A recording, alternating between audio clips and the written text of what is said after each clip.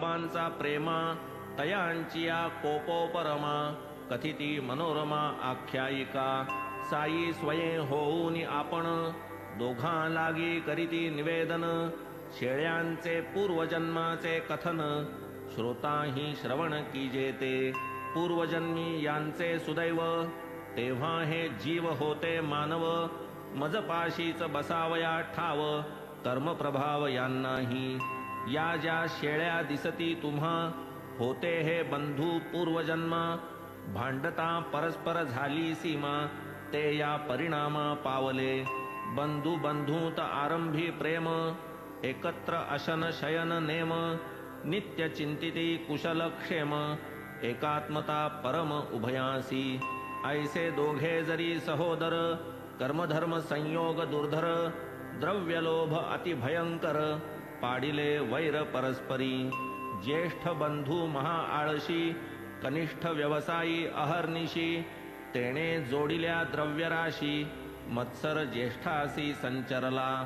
काढूनिया टाकावा काटा मग द्रव्यास नाही तोटा ऐसिया विचारे आडवाटा आवडल्या ज्येष्ठा धनलोभे धनमोहे दृष्टी प्रतिबंध डोळे असता झाला अंध विसरला बंधुप्रेम संबंध जाहला सन्नद्ध तद्घाता परम कठीण प्रारब्ध भोग उपजला निष्कारण वैरयोग फुटले गुप्त कपट प्रयोग लोभावेग अनावर होते त्यांचे आयुष्य सरले बंधुत्व प्रेम समूळ विसरले दुरभिमाने अत्यंत खवळले वैरीचे झगटले परस्पर सोटा हाणोनिया माथा एकाने दुजिया पाडिले खालता तेने कुऱ्हाडीचिया आघाता सरसा निजभ्राता मारिला मग ते दोघे पडले मूर्छित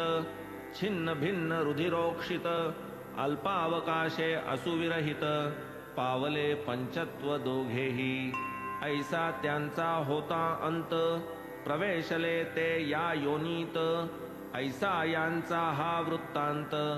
स्मरला मज साध्यंततया पहाता ते कृतकर्म भोगावयासी आले शेळीचिया जन्मासी अवचित कळपात देखता त्यासी प्रेमावेशी आलो मी म्हणून खर्चोनी पल्लवचे दाम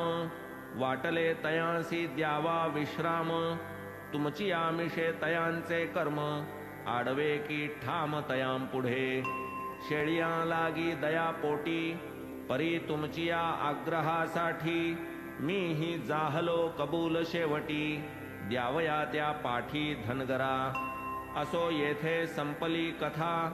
क्षमा करावी मजला श्रोता पुढील अध्याय पुढा परिसता आनंद चित्ता होईल तोही परम प्रेम भरित तेही साई मुखींचे अमृत हेमाड साई चरणी विनत होऊनी विनवीत श्रोतया स्वस्ति श्री संत सज्जन प्रेरिते भक्त हेमाड पंत विरचिते